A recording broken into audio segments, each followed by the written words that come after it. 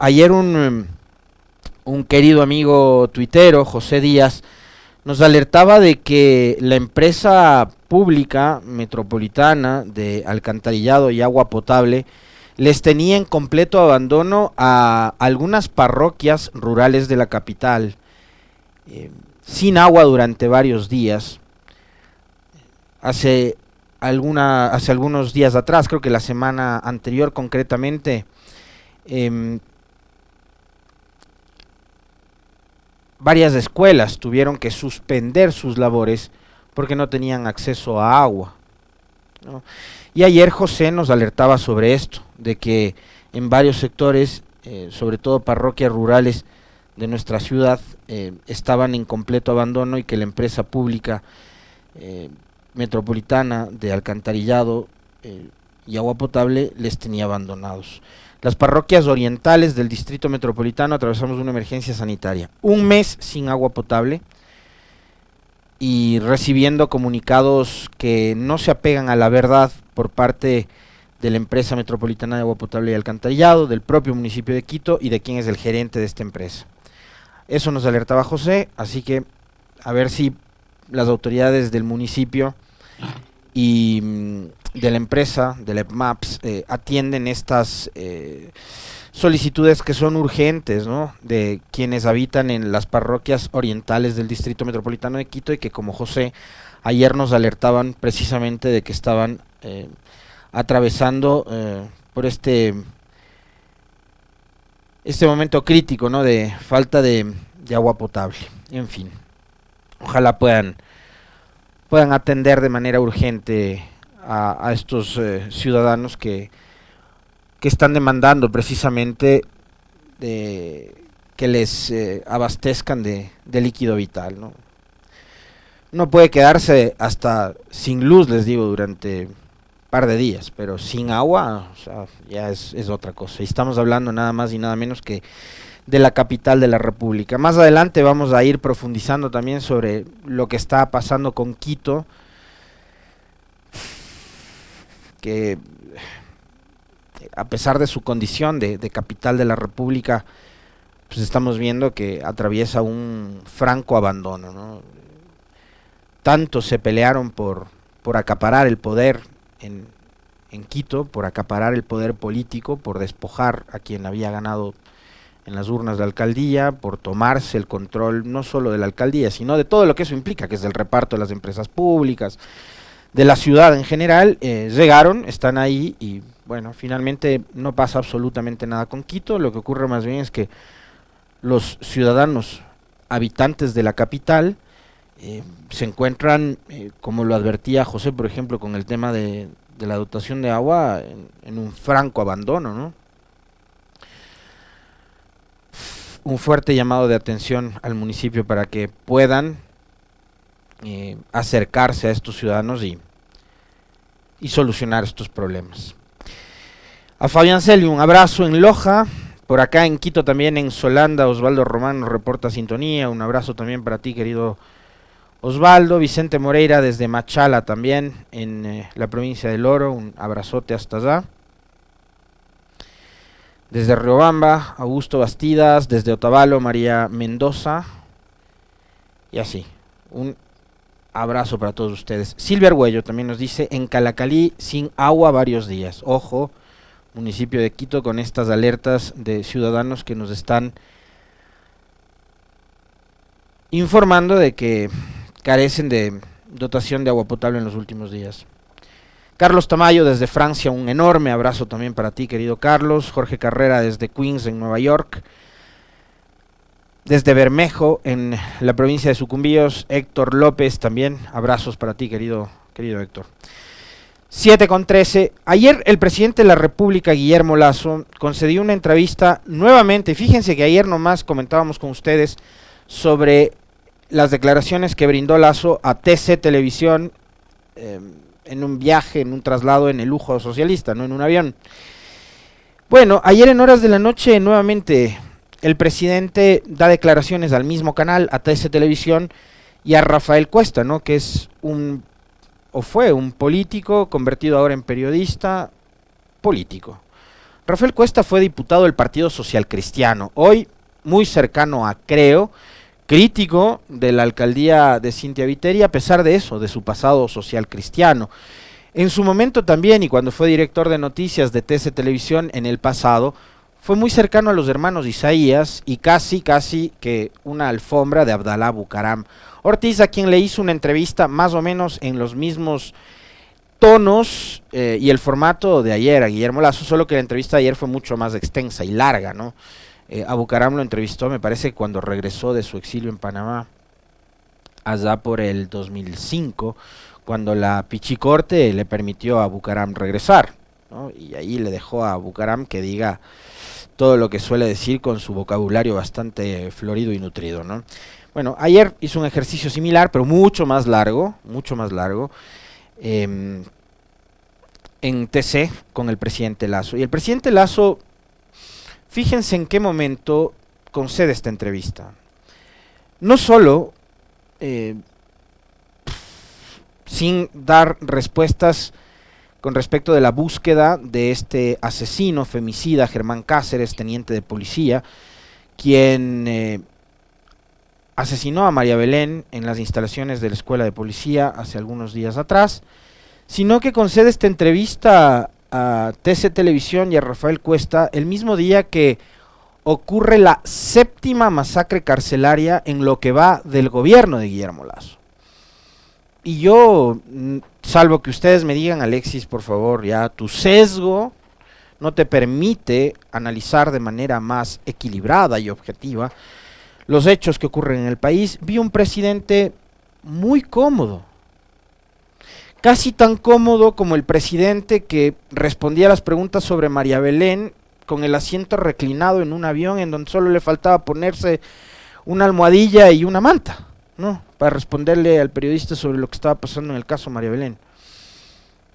Ayer vi un presidente igualmente cómodo, hablando de otro país que no es el país en el que viven ustedes y en el que vivo yo, en donde matan, asesinan, roban, secuestran a diario, no importa si eres mujer, si eres niña, si eres niño, si eres adulto mayor o si eres hombre o mujer.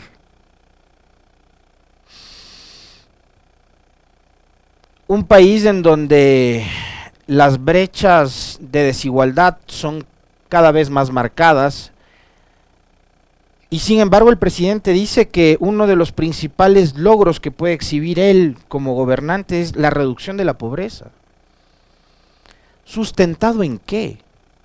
Yo quiero citar una frase del general Luis Altamirano, que estuvo visitándonos la semana anterior, hablando precisamente de estos temas relacionados con la seguridad. Él dijo una frase aquí con nosotros cuando conversaba en la entrevista junto a Licenia y junto a mí, de que la política sin cifras, de que la política sin números, de que la política sin datos, sin estudios, sin estadísticas, y que estas además de estadísticas, datos, números, cifras, etcétera, sean reales, que la política sin cifras, sin números, es simple poesía. Me parece una frase que se ajusta además muy bien a los momentos que está viviendo el país. Pero en algo no estoy de acuerdo con esa frase que nos decía el general, que esa poesía deja de ser poesía cuando se convierte en mentira. O sea, sí, finalmente es pura lírica, es pura retórica y demás, pero ya son mentiras, ¿no? El presidente ayer aparece en una entrevista en televisión muy cómodo, hablando de un país que no es el nuestro, que no es el suyo, que no es en el que vive la familia de cada uno de ustedes, o mi familia, o yo. Nos habla de un país inexistente, el presidente Lasso, cada vez que sale en una entrevista. Ayer habló de un plan de seguridad. Podemos empezar por ahí, queridos compas, por favor, para junto a ustedes escuchar qué fue lo que dijo Guillermo Lasso y darnos cuenta de qué es poesía y qué es mentira, ¿no? ¿Qué fue lo que dijo sobre el supuesto plan de seguridad ayer? Este documento de aquí y su anexo está el detalle de todo el equipamiento que se requiere y toda la estrategia y toda la táctica necesaria para recuperar la seguridad y la paz en Ecuador. ¿Esos documentos son No, públicos? esos documentos no son públicos y no lo van a hacer. No es me lo un puede dejar documento, para leer tampoco. no se lo puedo dejar, es un documento reservado. Pero ahí se trata el tema del personal, la capacitación, los equipos, la tecnología y sobre todo el tema de inteligencia. Que yo llegué y no ha habido inteligencia, servicio de inteligencia en el Ecuador. Por lo tanto, es un documento serio, porque el problema de seguridad es un problema estructural. De acuerdo, presidente, el problema de la inseguridad, el problema de la violencia es un problema estructural. Es un problema estructural al que su gobierno no le ha podido dar soluciones y no ha podido encontrar las respuestas adecuadas ni hacer una propuesta seria para decirle al país, señores, este es nuestro plan de seguridad y lo estamos implementando y los resultados son estos.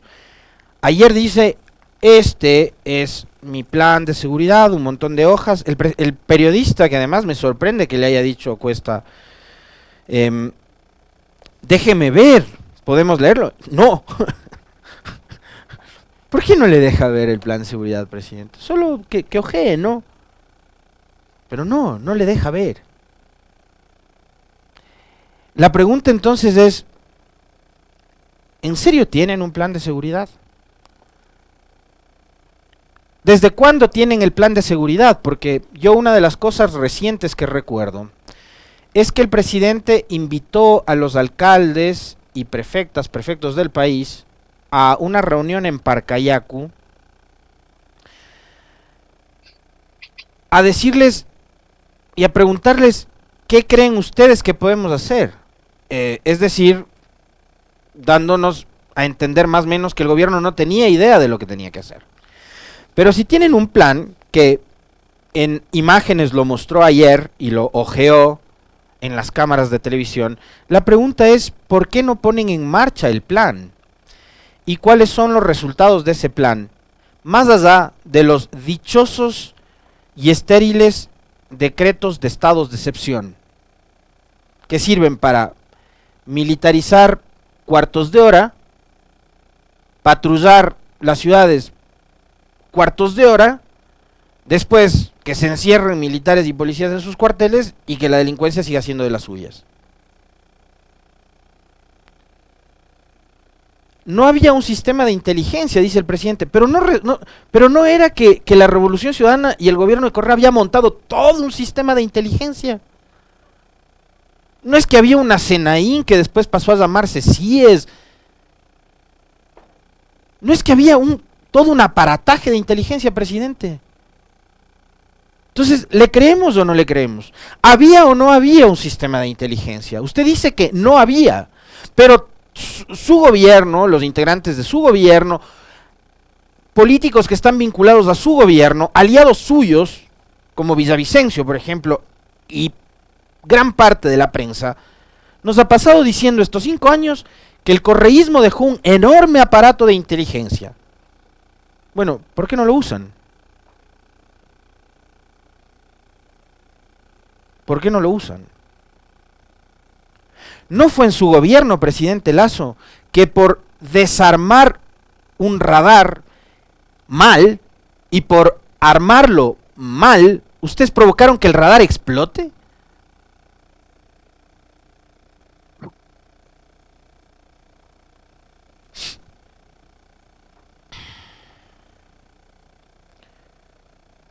Sigamos. Eso fue el tema de seguridad, ¿no? Vamos con el tema de los generales de policía que supuestamente habían sido dados de baja por el caso María Belén. Escuchémosle al presidente. Los generales Goyes y el otro que usted mencionó, Ponce, presidente, aparentemente siguen en funciones. Mire, hay procedimientos que deben de cumplirse y hay que respetarlos. Pero la decisión que hemos tomado se va a cumplir con aquellos que hayan cometido faltas. Obviamente tampoco podemos actuar a las locas afectando la vida profesional de generales de la policía. Ni el debido proceso, hay que respetarlo. Lamentablemente, por más seguro que se pueda estar, hay que respetar. Así es. ¿Y qué va a pasar con la captura de Cáceres? Bueno, la policía está... Se teme que pueda estar muerto, se teme que ya haya salido del país. Esperamos que la captura sea vivo. Ahora, permítame usted no tocar el tema ni los detalles de este asunto porque obviamente son de carácter reservado y... Hay procedimientos, hay que respetarlos, no se pueden tomar decisiones a las locas. ¿Podemos ver las decisiones a las locas que tomó desde una pista de aeropuerto, por favor? Gracias. He dispuesto que los generales Freddy Goye y Giovanni Ponce sean desvinculados de la institución inmediatamente. El comandante general de la policía tiene una semana para entregar resultados definitivos que conduzcan a la captura de Germán Cáceres. Bien, en esa intervención, a las locas, el presidente decide separar de la institución a Ponce y a Goyes, quienes ayer aparecieron muy campantes en la reunión que mantuvo el nuevo ministro del Interior, Juan Zapata, con el alto mando policial. Y en esa misma intervención a las locas, el presidente le da a Fausto Salinas, comandante general de la policía, el plazo de una semana para que encuentre al asesino de María Belén, el teniente de policía Germán Cáceres. No se cumplió la captura en el plazo, ni tampoco la separación de Ponce y Goyes. Yo no voy a ser de abogado de los dos generales, pero aquí, en este espacio, el general Ramiro Mantilla, quien a mí por lo menos me ha dejado una gratísima impresión de lo que debe ser un uniformado, o en este caso un ex uniformado, que conoce además muy bien la realidad de la policía, de la institución, de cómo opera. Es una muy buena entrevista. Si no tuvieron la oportunidad de verla en vivo, búsquenla en nuestro repositorio en YouTube. Ahí ustedes van a encontrar entrevista en Punto Noticias de la semana anterior. No recuerdo específicamente qué día fue, creo que fue miércoles o jueves. Estuvo aquí el general Ramiro Mantilla. El mismo día que entrevistamos al general del ejército, Luis Altamirano, por cierto, que mencionaba yo una de sus frases acá. Y él nos decía con respecto a este tipo de decisiones a las locas, que el presidente o no está asesorado o está muy mal asesorado con respecto de cómo funciona, cómo opera la policía. Y este tema de los ascensos, de las bajas, etcétera, etcétera. Pero hay un tema adicional que yo quiero rescatar de los diálogos. Les mencionaba hace un momento lo del general Mantilla. Pero a propósito de algo que nos dijo ayer en este espacio Agustín Burbano de Lara. Durante los dos últimos gobiernos, la Policía Nacional terminó desplazando al ejército, que históricamente se había convertido, y sobre todo en esa década que fue de absoluta inestabilidad entre 1997 y 2006, que habían convertido esa década a los militares en casi que los árbitros de los conflictos políticos y democráticos de este país. La policía termina desplazándolos, decía ayer Agustín, y convirtiéndose en el organismo garante de estas transacciones democráticas, así las llamaba él. Y Lasso y Moreno, decía Agustín, tenían y tienen que agradecer a la policía sobre la estabilidad y la gobernabilidad que aparentemente han tenido uno y otro en su momento. El uno por lo que pasó en octubre, el otro por lo que pasó en junio del 2022. Y eso se entiende además con el nivel de poder y autonomía que les ha dado el gobierno a los policías y a la policía. Y ahí uno entiende por qué, por ejemplo, la decisión del presidente Lasso de ordenar la separación de Ponce y Goyes, la policía simplemente ha cogido y la ha botado en el tacho de la basura. Es decir, que la policía hoy por hoy, y con su institucionalidad, su forma de organizarse, qué sé yo, bueno, están por encima de las decisiones presidenciales. Y que el presidente entiende poco y está muy mal asesorado de cómo precisamente es que funciona la policía. este organismo jerarquizado, que obedece a este asunto de las antigüedades, de los rangos, etcétera, etcétera, ¿no? Pero que además está permeado por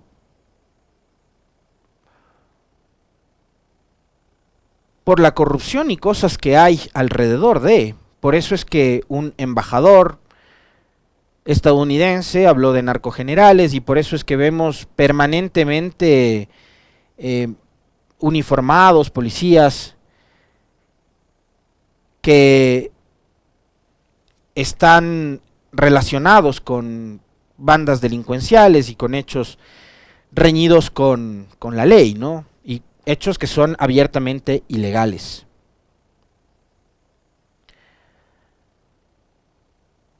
Por acá me envían un mensaje, agradezco el mensaje, por cierto, voy a guardarme en reserva el nombre de la persona que me escribe, pero es alguien a quien yo aprecio y admiro muchísimo, además compartimos la misma profesión. Me dice, yo creo que hay más que la palabra devaluada de Lasso con lo de los generales Goyes y Ponce, hay desacato, no le pararon bola, Lasso les dio tanto poder que ahora hacen lo que les da la gana, y Lasso y Ordóñez no se pueden librar de ellos, prácticamente están secuestrados. Es exactamente lo que les acabo de decir, un poco más en contexto.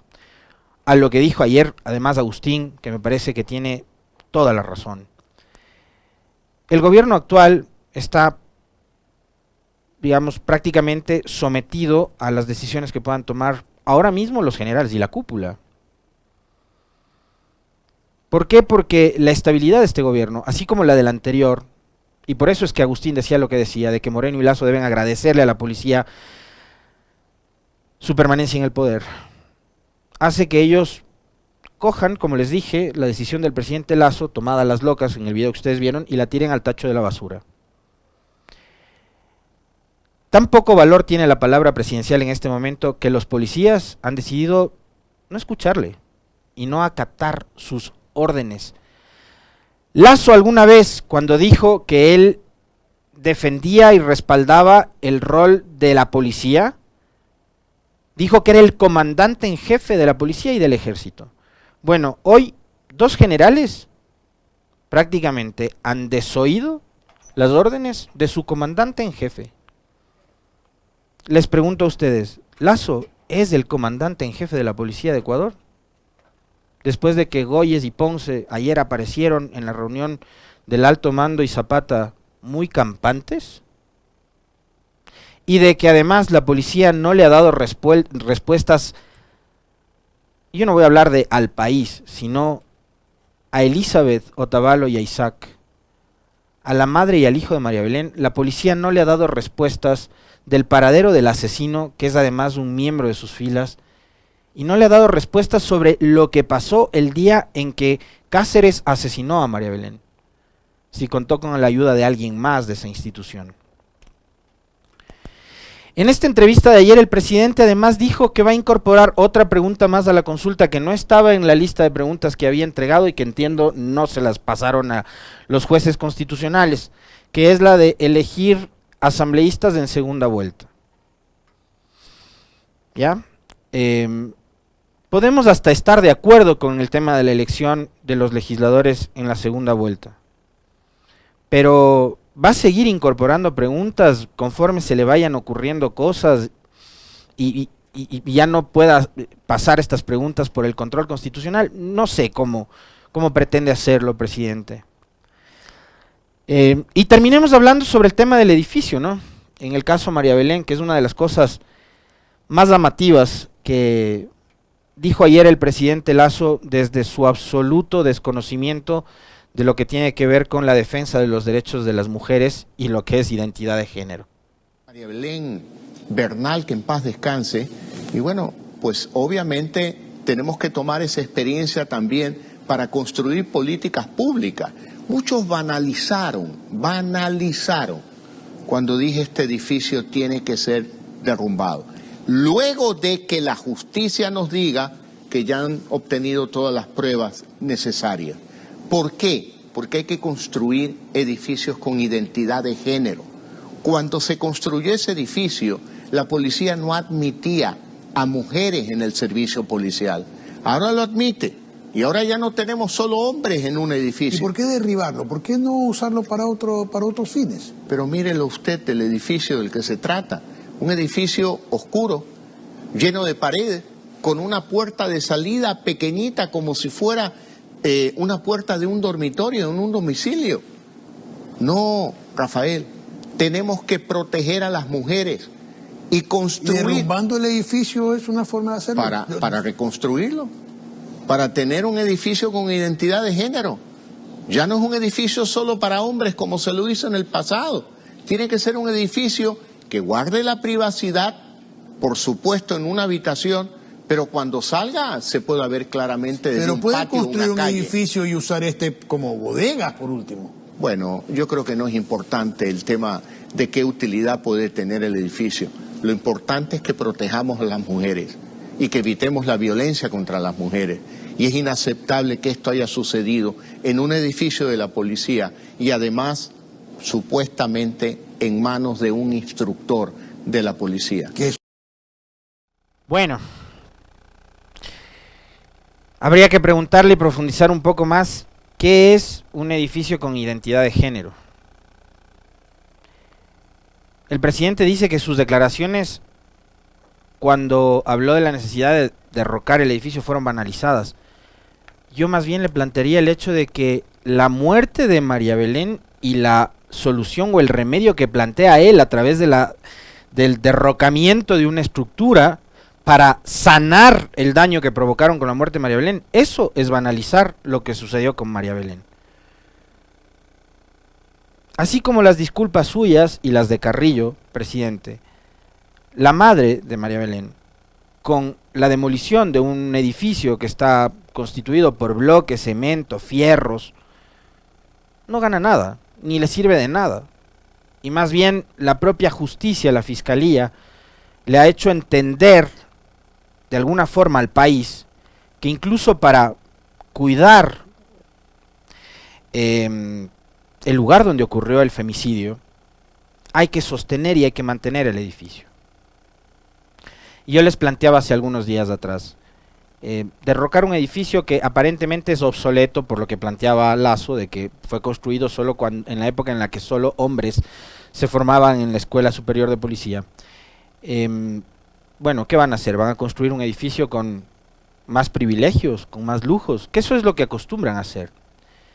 A mí me llamó mucho la atención uno de los tweets que subió hace algunos días atrás el ministro del Interior, Juan Zapata, en donde en una de las reuniones que había generado al momento de asumir el cargo, decía: me siento a escuchar las necesidades de los oficiales.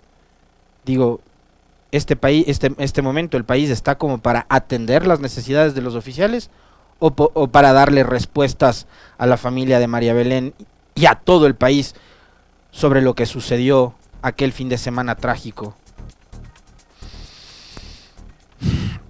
Esta entrevista y todo lo que dijo el presidente lo hizo el mismo día que ocurrió la 7ª masacre carcelaria en lo que va de su gobierno. 16 meses, 7 masacres carcelarias, bordearían ya las 400 personas privadas de la libertad, asesinadas de forma inhumana dentro de estos centros de privación de libertad.